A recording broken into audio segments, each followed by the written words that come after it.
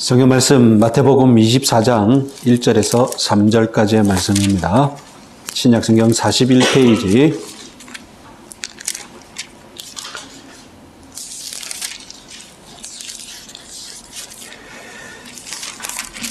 마태복음 24장 1절에서 3절까지의 말씀입니다. 우리 같이 읽으시겠습니다. 예수께서 성전에서 나와서 가실 때에 제자들이 성전 건물들을 가리켜 보이려고 나오니 대답하여 이르시되 너희가 이 모든 것을 보지 못하느냐? 내가 진실로 너희에게 이르노니 돌 하나도 돌 위에 남지 않고 다 무너뜨려지리라. 예수께서 감람산 위에 앉으셨을 때에 제자들이 조용히 와서 이르되 우리에게 이르소서 어느 때에 이런 일이 있사옵겠사오며 또 주의 임하심과 세상 끝에는 무슨 징조가 있사오리까. 아멘.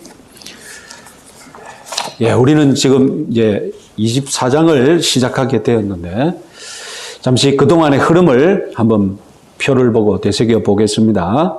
자, 먼저 마태복음 21장에서 예수님은 종려주일에 예루살렘에 입성하셨죠. 월요일에는 성전 청소를 하셨고 열매 없는 무화과 나무를 저주하셨습니다.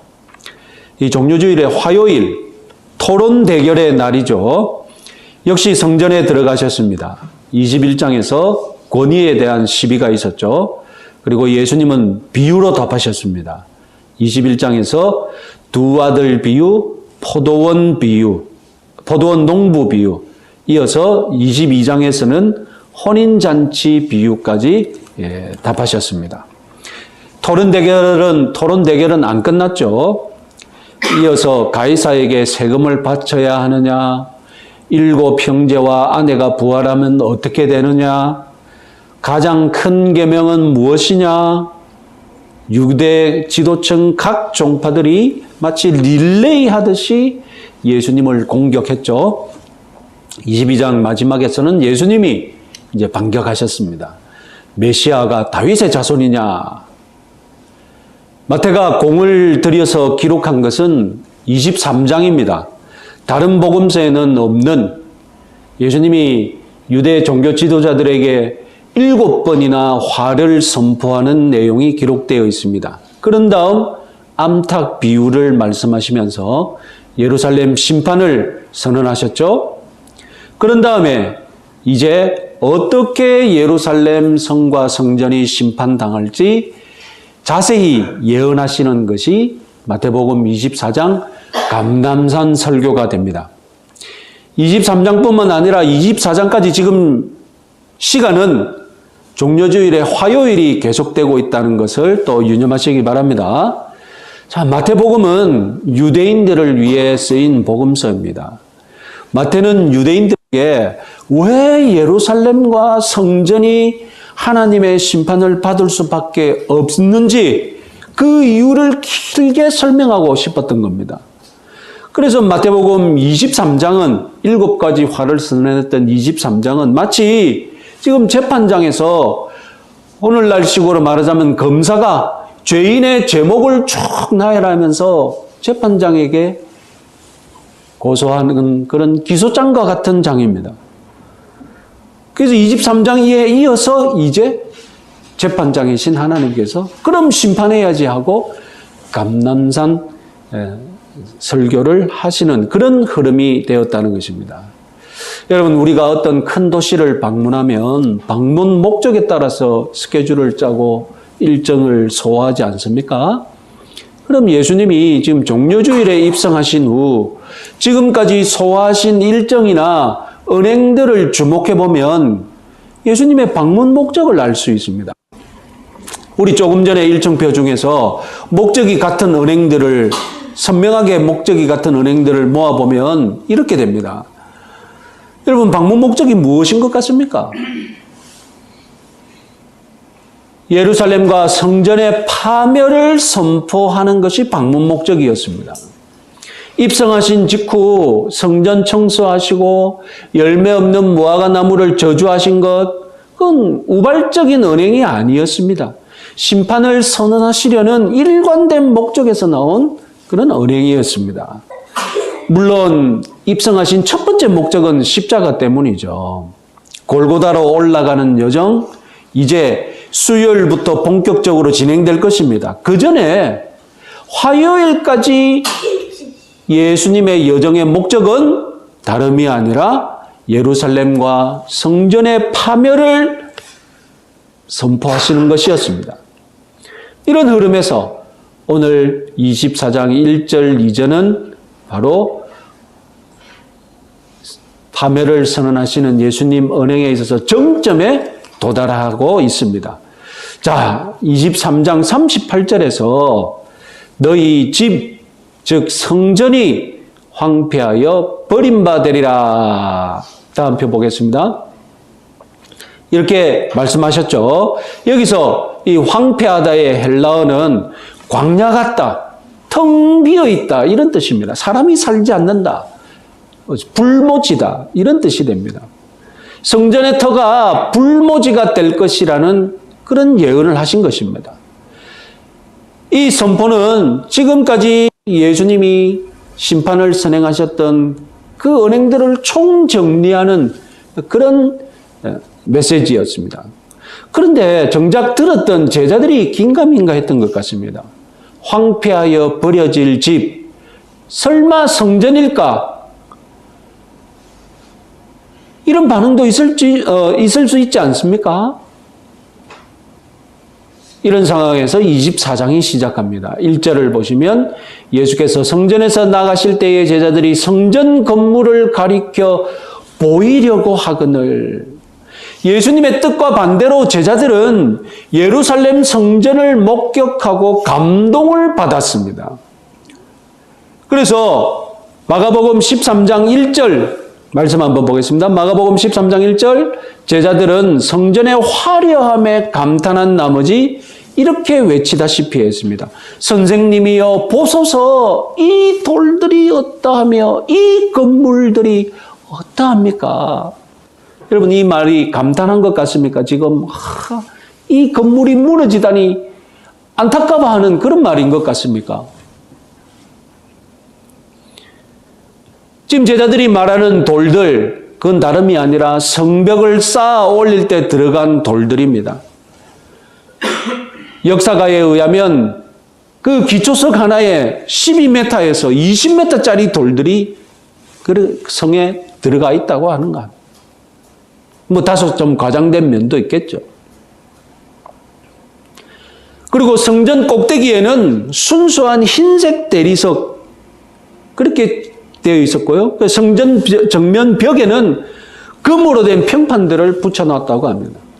그러면 여러분, 해가 착 뜨고 햇빛이 착 성전을 비추면 어떻게 되겠어요? 네? 성전에서 빛이 팍팍 나겠죠. 그럼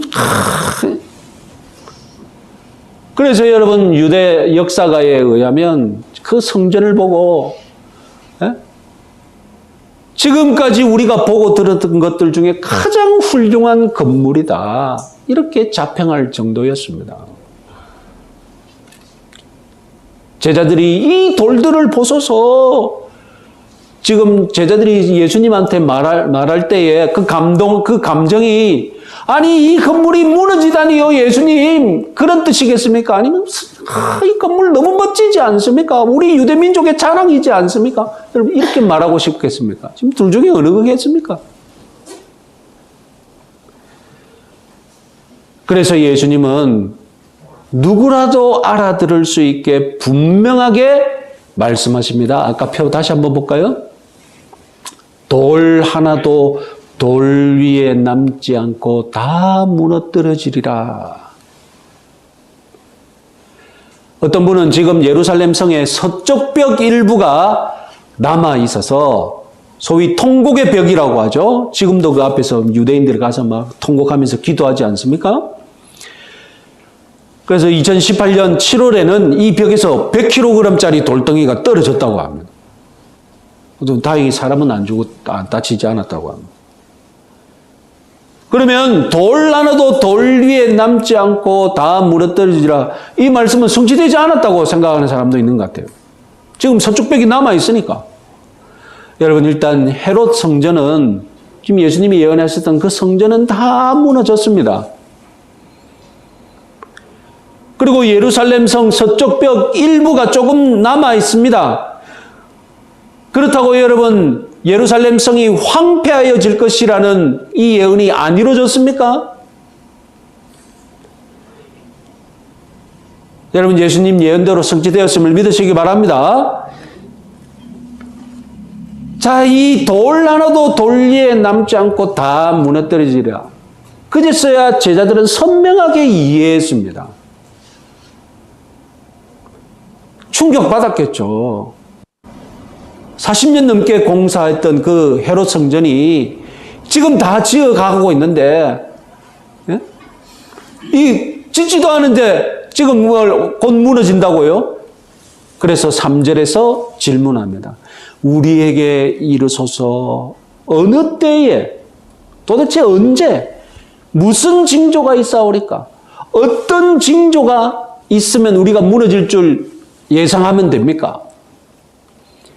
제자들이 이렇게 질문하니까 그 질문에 답하기 위해 예수님이 설교하신 것이 바로 마태복음 23장 감람산 설교, 어렵게 말하면 뭐 감람산 강화 이런 식으로도 얘기합니다.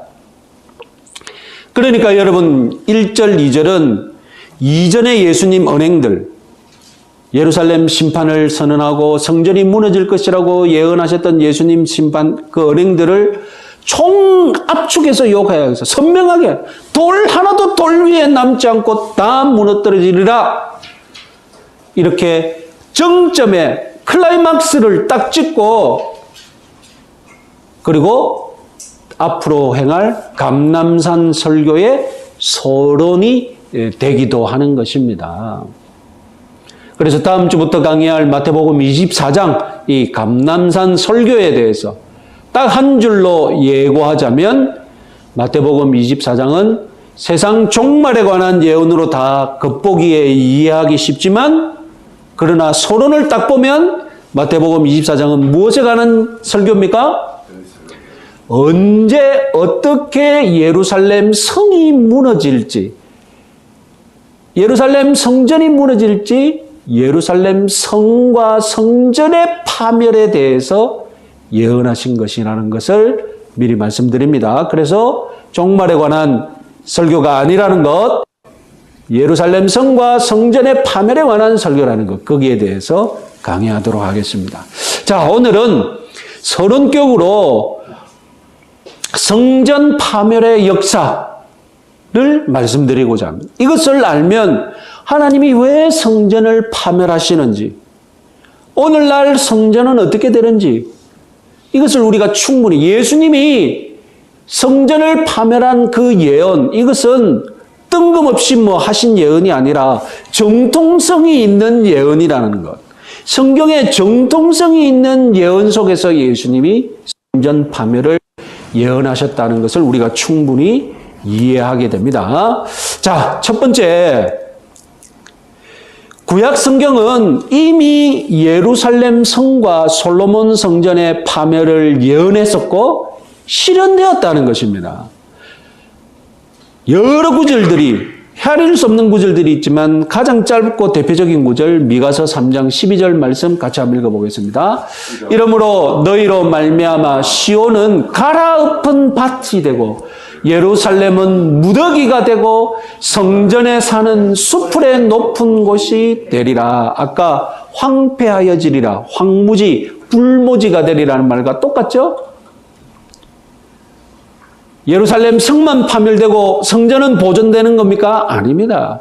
성전만 무너지고 예루살렘 성이 보존되는 겁니까? 아닙니다. 예루살렘과 예루살렘 성전은 하나여서 예루살렘이 무너지면 성전도 무너지는 겁니다.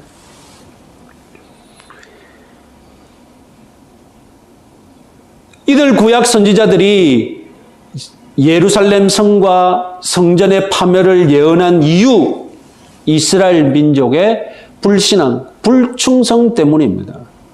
하나님께서는 구약의 선지자들을 통하여서 이스라엘 민족 너희들이 타락하면 내가 너희들 가운데 세운 하나님의 집 성전을 내가 없애버리겠다. 그 말은 무슨 말입니까?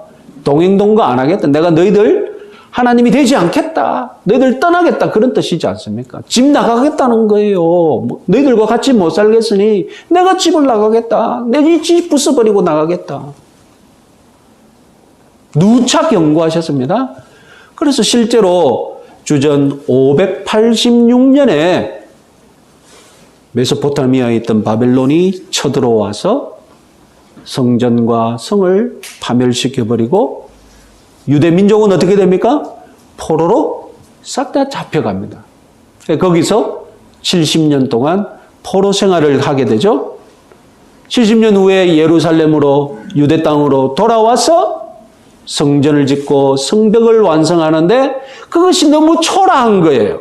그렇잖아요. 갓 돌아와가지고 무슨 자원이 있겠습니까? 그래서 우리는 그 제2의 성전, 제2성전이라고 부르는데 그 성전이 너무 볼품없으니까 헤롯 대왕이 인기를 끌렸고 아기 예수를 죽이려고 했던 그 헤롯 대왕이 있지 않습니까? 여러분, 인기를 끌려는 지도자들의 첫 번째 정책이 뭐겠습니까? 예? 대규모 건축 프로젝트를 막 일으키는 거거든요. 그럼 오늘날도 마찬가지잖아요. 못하면 무조건 건축하라는 거예요. 건축, 막 부음 일으키고. 그거 남겨놓고 자기가 잘했다고 나중에 자랑하려고. 헤롯도 마찬가지예요. 유대인들에게 환심을 사려고 자기가 제일 먼저 주목한 것이 뭐겠어요? 성전 저렇게 초라하니까 내가 멋지게 지어주겠다. 대규모로 막 확장을 하는 거예요. 성전들 엄청 높이고 아까 말했듯이 대리석으로 성전 치장하고. 그래서 헤롯이 증축했다고 해서 제2의 성전을 가리켜서 증축된 이후로는 뭐라고 부른다고요? 헤롯 성전이라고 부르기도 한다는 겁니다. 아니, 하나님의 집이 도대체 헤롯 성전이 뭐예요? 헤롯 성전. 하여튼 헤롯 성전이라고 그렇게 불렀습니다. 자, 돌 하나도 돌 위에 남지 않고 다 무너뜨려지리라. 여러분, 예수님의 말씀, 이 말씀도 이미 구약 선지자가 한 것을 예수님이 인용한 것입니다. 학개서 2장 15절 말씀 같이 한번 읽어보겠습니다. 이제 원하건대 너희는 오늘부터 이전 곧 여호와의 전에 돌이 돌 위에 놓이지 아니하였던 때를 기억하라. 학개 선지자의 의도는, 이 말을 한 의도는 무엇이냐? 솔로몬 성전이 무너져서 버려졌던 때를 기억하고 이제 다시 돌 위에 돌을 올려놓아서 제2의 성전을 우리가 재건하자. 그런 의도로, 그런 사람들을 독려하기 위해 이 말을 했던 거예요. 그런데 예수님은 이 말을 인용하면서 거꾸로 돌 위에 돌 하나도 남겨지지 아니하라. 그 부분만 딱 나와가지고 솔로몬 성전이 무너졌던 때로 그때로 돌아갈 것이다. 예수님은 180도로 바꿔서 지금 말씀을 인용한 것입니다. 자, 둘째로 그러면 우리가 성전 역사를 되돌아보건대 이스라엘이 불충해서 솔로몬 성전이 파괴되었다면 지금도 이스라엘이 또 불충하면 헤롯 성전도 파괴될 수 있지 않겠습니까? 실제로 예수님 시대에 이스라엘 민족이 완전히 타락했다. 제사장들부터 시작해, 대제사장부터 시작해가지고 유대 종교 지도자들 타락했다. 못 믿겠다. 예루살렘과 성전은 또 무너질 것이다. 그렇게 믿고 있었던 유대인들이 상당히 있었습니다. 그래서 이들은 당시 유대 문헌에 예루살렘 성은 또 무너질 것이다 라고 자기들의 믿음을 표현하고 예언도 남기고 그렇게 했습니다. 그래서 예루살렘 안에 모이면서 자신들의 모임이 우리들의 모임이 성전 같은 모임이다. 이렇게 믿은 사람들이 있었다니까요. 저 성전은 더러워서 하나님이 이미 버리셨다. 파멸할 것이다. 우리가 모여서 성전 같은 모임을 꾸리자.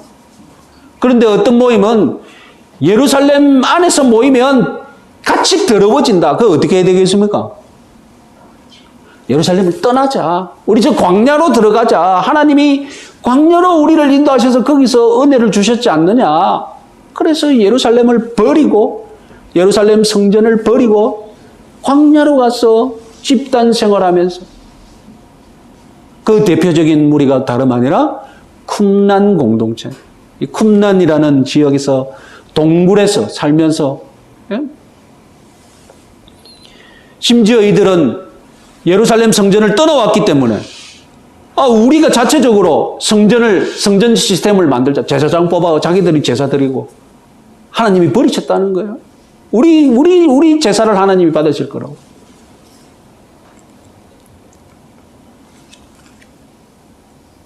여러분 흥미롭게도 지금 예수님도 아주 유사한 견해를 가지고 계신 것 아닙니까?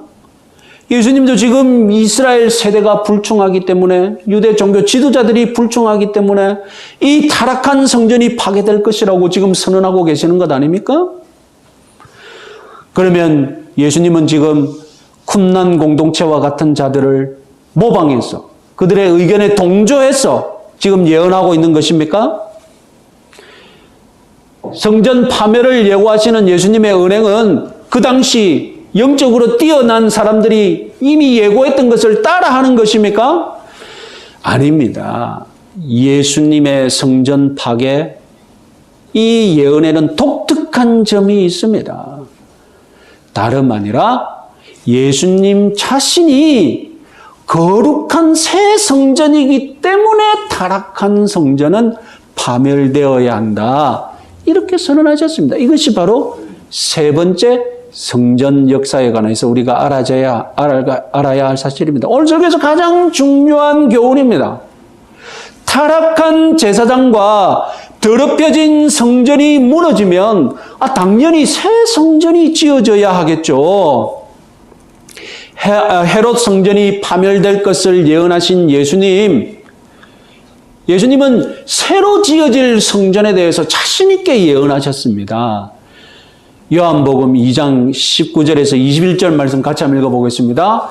예수께서 대답하여 이르시되 너희가 이 성전을 헐라 내가 사흘 동안에 일으키리라. 그러나 예수는 성전된 자기 육체를 가리켜 말씀하신 것이라. 마가복음 14장 58절도 한번 읽어보겠습니다. 우리가 그의 말을 들으니 손으로 지은 이 성전을 내가 헐고 손으로 짓지 아니한 다른 성전을 사흘 동안에 지으리라 하더라 하되. 여러분 심지어 마태복음에서도 이미 유사한 말씀을 하신 적이 있습니다. 마태복음 12장 6절 말씀 같이 한번 읽어보겠습니다. 내가 너희에게 이르노니 성전보다 더 큰 이가 여기 있느니라. 여러분 무슨 말씀을 예수님이 하고 계신 것입니까? 예수님 당신 자신이 새로 지어질 성전이라고 예수님은 이미 말씀하고 계셨던 겁니다. 그래서 새 집이 왔는데 헌 집이 그 자리에 그대로 있어요. 그러면 새 집이 올 수 있습니까? 어떻게 해야 됩니까? 어떻게 해야 돼요? 새 집 들어오도록 헌 집은 어떻게 해야 돼요? 허물어야죠. 새로 지어질 성전은 사람 손으로 짓지 아니한 다른 성전, 곧 예수님이신 줄 믿으시기 바랍니다. 여러분 물질적인 성전, 사람 손으로 지은 성전, 이제 예수님으로 인해 영적인 성전, 그야말로 하나님 스스로가 성전이 된다는 것, 이것이 바로 신약시대의 복인 줄 믿으시기 바랍니다. 구약은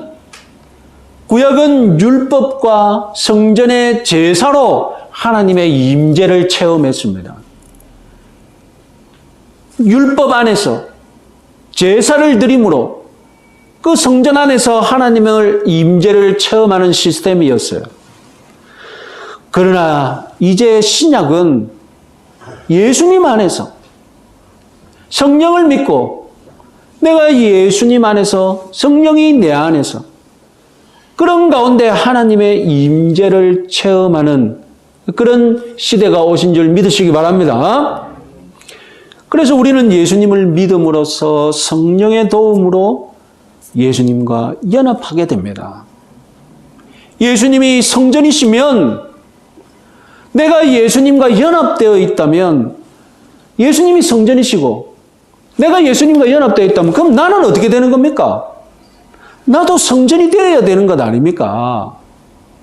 고린도전서 3장 16절 한번 같이 한번 읽어보겠습니다. 너희는 너희가 하나님의 성전인 것과 하나님의 성령이 너희 안에 계시는 줄 알지 못하느냐. 내가 주님과 성령 안에 거하듯이 주님과 성령 또한 내 안에 거하십니다. 이 사실 믿으시기 바랍니다. 그러니 내 몸이 뭡니까?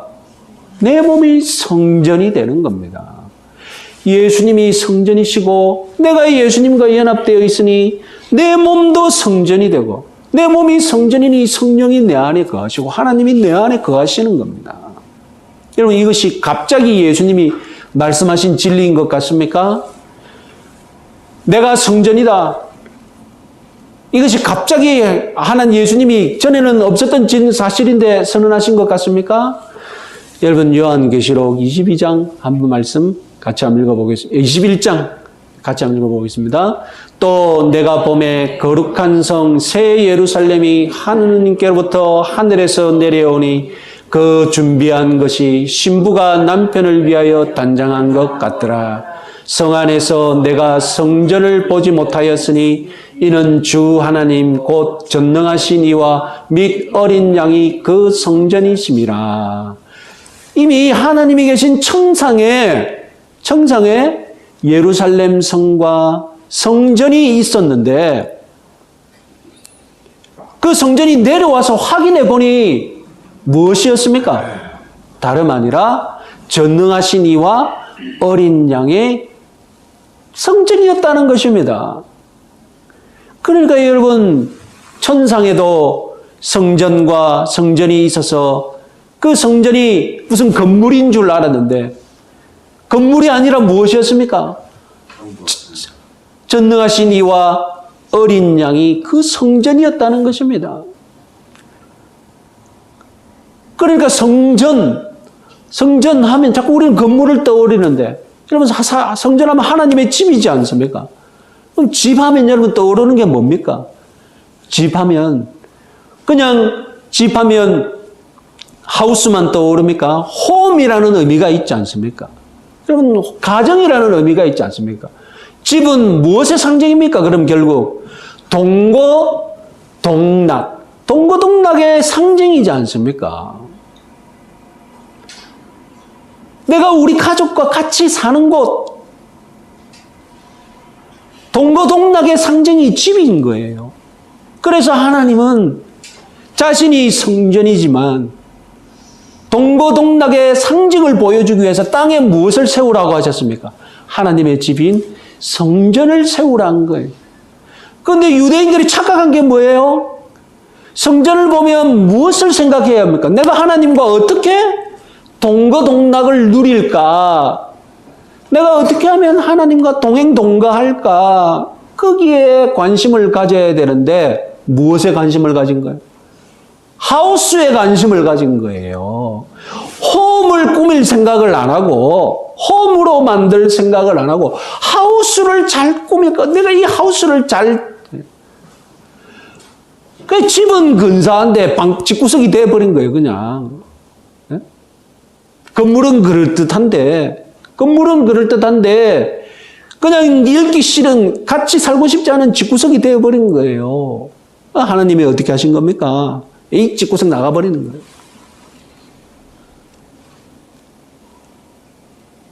예수님이 오셔서 보여주신 것이, 주장하신 것이 무엇입니까? 내가 원래 성전이었다. 하나님이 원래 성전이었다. 이제 다시 동거동락의 복을 누리자. 새 집이 왔으니 이제 너희들이 엉뚱하게 정신 팔렸던 옛집, 이 헤롯 성전 무너뜨려야 한다. 이것이 예수님 메시지인 겁니다. 예루살렘 성전, 옛집입니다. 예수님 새 집입니다. 공존 불가합니다. 그런데 여러분, 세대주의 기독교인들은 종말에 성전이 다시 지어질 것이라고 믿습니다. 분명히 이렇게 말하고 있는데, 전능하신 이와 어린 양이 곧 그 성전이라고 분명히 말하고 있는데, 세대주의 기독교인들은 성전이 다시 지어질 것이라고, 심지어 성전 다시 짓자고 자원을, 기금을 모으는 단체도 있다니까요. 지금 예루살렘에 이슬람 사원이 그 성전 자리에 있으니까 우리가 그 이슬람 사원 다 깨셔 부시고 그 자리에 성전을 다시 지읍시다. 그 기독교인들이 감동을 받아가지고, 와, 그러면 안 되지. 성전 다시 지어야지. 그래, 돈 내고. 정신 빠진 사람. 지금 우리나라에도 천안에 예수상 52m짜리 세계에서 제일 높은 예수상 짓겠다고 정신 나간 장로들과 목사들이 모여서 하니까 혹해가지고, 돈 내자, 돈 내자. 성전 짓는 거 똑같은 거예요, 똑같은 거예요. 그거 보고 은혜 받자고. 여러분, 그 돈 내는 사람이 있으면 말리시기 바랍니다. 정신 나갔다고,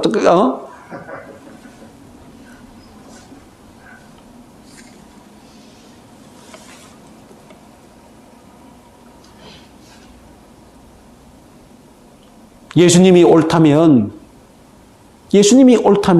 물질적인 성전은 사라져야 합니다. 물질적인 성전이 있으면 사람들은 이 타락해가지고 뭘 자꾸 손에 만지고 싶어 하거든요. 그래서 그 물질적인 성전을 쫓아가는 거예요. 예수님을 주목해야 되는데, 내가 예수님과 어떻게 동거동락할지 거기에 관심을 가져야 되는데 자꾸 집에 관심을 가지는 거예요. 부동산에 관심을 가지는 거예요. 예수님 안에 거하기를 힘써야 하는데 물질적인 성전이 있으면 그 부동산 안에서 내가 은혜를 한번 받아. 의자에 가지고 휘황찬란한 부동산 보면 은혜가 막 내가 벽돌 하나 값은 했지 막 이러면서 내가 이 벽돌 하나 다 쌓아 올렸지.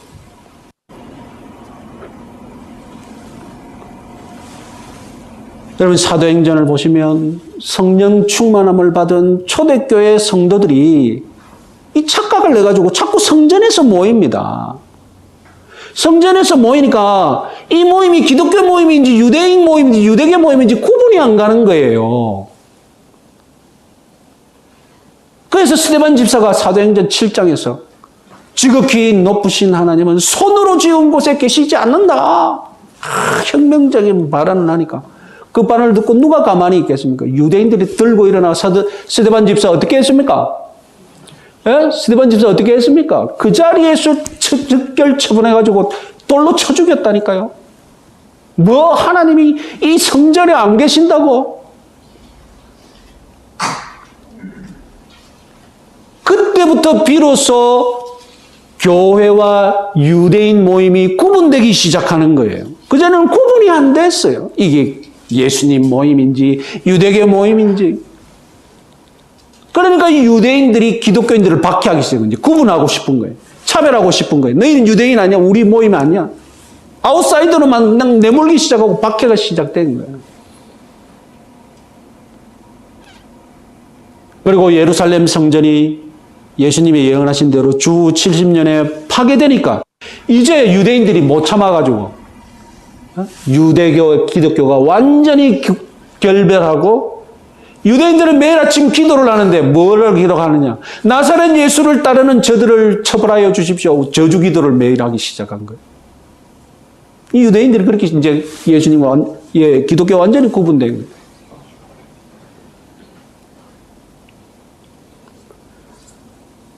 오늘날에도 예배당을 성전이라고 부르면서 건물을 섬기도록 유도하는 그런 목사들이 있지 않습니까?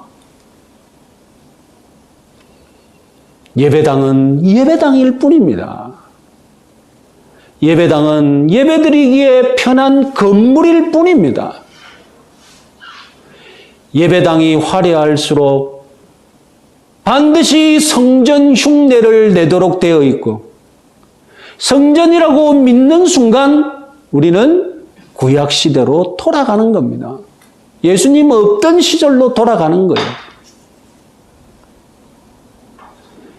주님과 저와 여러분, 이것이 성전인 줄 믿으시기 바랍니다.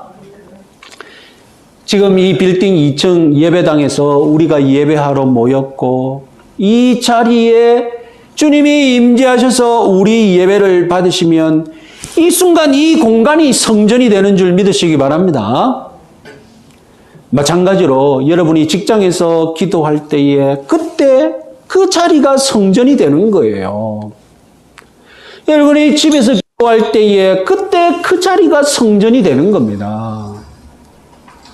건물이 거룩해서가 아니라 내가 거룩한 성도고 주님이 임재하시기 때문에 성전이 되는 줄 믿으시기 바랍니다. 예배당을 성전으로 바꾸려고 자꾸 성전으로 치장하려고 하지 말고 내 몸을 성전답게 가꾸시기 바랍니다. 내가 주님을 모신 거룩한 몸인 줄 늘 유념하고 내가 거룩한 성전답게, 그리고 내 주위의 모든 공간들 다 성전답게 가꿔야지, 이런 의식으로 살아가시기 바랍니다. 내가 성전이니 내가 가는 곳마다, 내가 머무는 곳마다 어디든지 그 자리를 성전으로 변화시키는 올 한 해 되시기 바랍니다. 건물은 성전처럼 지어놓고 인생은 쓰레기장처럼 살지 마시기 바랍니다. 건물은 낡아도, 건물은 초라해도 나 때문에, 내가 드리는 예배와 기도 때문에 성전으로 변화시키는 여러분들 되시기 바랍니다. 올 한 해 여러분들 삶의 성전의 축복이 늘 함께 하시는 한 해 되시기 바랍니다. 찬송가 436장